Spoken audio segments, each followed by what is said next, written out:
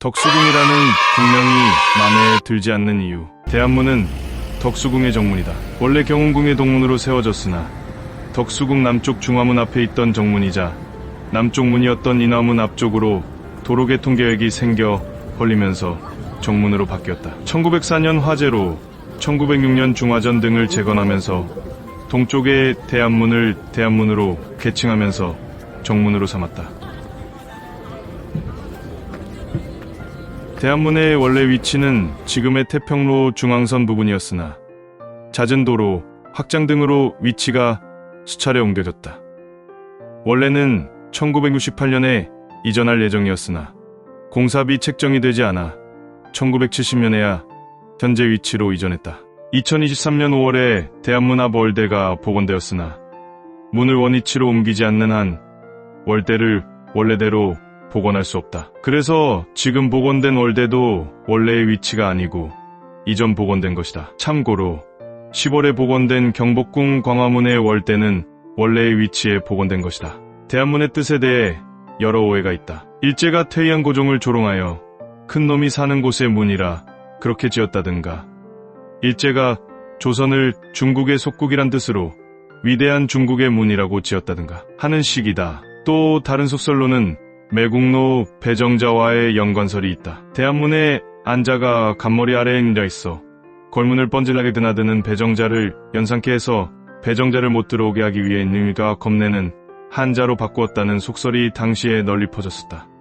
문화재를 해설하는 어르신들이 흔히 이런 설명을 하시는데 아마도 뭔가 비밀스러워 보이는 스토리텔링이라 그런 것 같다. 우리나라의 궁궐이나 문화유산엔 이런 엉터리 정보가 너무 많은데 이런 문제를 지적하면 아님 말고 식으로 가볍게 여기는 해설자들이 너무 많아서 문제다. 문화재에 방문하셔서 해설을 들으실 때는 해설사의 말을 다 믿지 마시고 적절히 걸러서 들으시는 것이 유산에 대한 제대로 된 인식을 가지는 방법이다.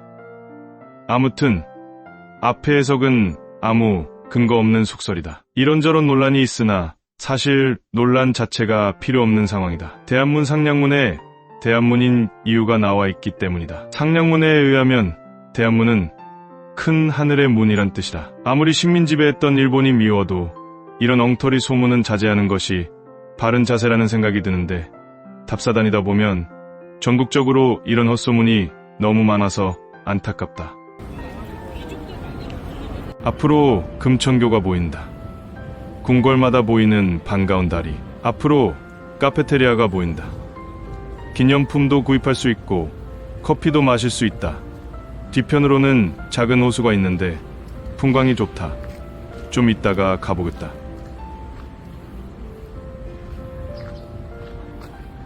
(1905년에) 경운궁 수호컨에서 일제의 강압과 을사오적의 매국 행위로 인해 을사늑약을 강제 체결당했다. 용나오는 그 사건의 장소이다. 1906년에 경운궁 중건공사가 일단락되었다. 재정 문제로 규모는 1902년보다 축소되었다. 특히 정전인 중화전은 단층으로 바뀌어 원래의 장엄함이 사라졌다. 그래도 정전은 중층이어야 좀 면이 선다. 1907년 헤이그 특사 사건으로 일제는 고종을 강제 퇴위시킨다. 이어서 순종이 돈덕전에서 즉위했다. 순종은 한동안 중명전을 집무실로 사용했으나 사달 후 창덕궁으로 이어했다. 황궁의 지위도 함께 옮겨갔다. 이후 중명전은 다시 태왕제 고종의 집무실 및 접견실이 되었다. 이후 이완용은 국내부 대신 박영효가 양위 작업을 제대로 진행하지 않는다는 이유로 7월 21일 탄핵하였고 그 작업을 자신의 이복 형제인 이윤용에게 맡겼다. 이윤용이 다음 날인 1907년 8월 2일 올린 건의에 의해 경운궁의 이름이 덕수궁으로 변경되었다. 갑자기 경운궁이라는 이름이 좋아진다.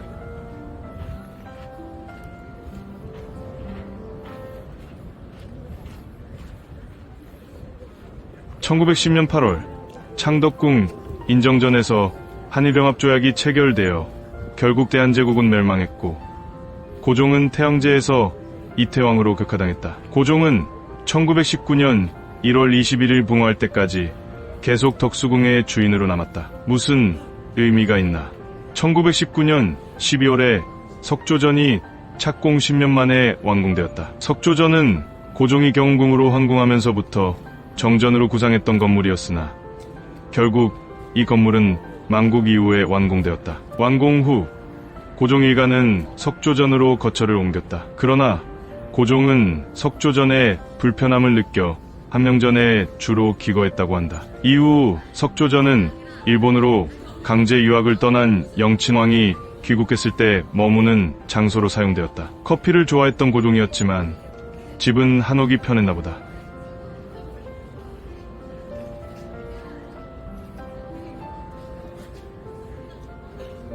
일제강점기에는 일본인들이 덕수궁의 건물들을 대거 철거했으며 중화문과 중화전을 빙 둘러있던 행각도 헐렸다. 이것은 지금까지도 복원하지 않았다. 30년대에는 일제가 기존의 공원으로도 수용할 인원이 많다는 이유로 덕수궁을 공원화할 때 석조전의 앞마당에 프랑스식 정원을 만들 때 방해가 된 것이 중화전의 서쪽 행랑채였다. 또한 덕수궁 권역의 일부를 민간에 매각하기도 했다. 그렇게 덕수궁은 훼손되었으며 권역도 줄었다.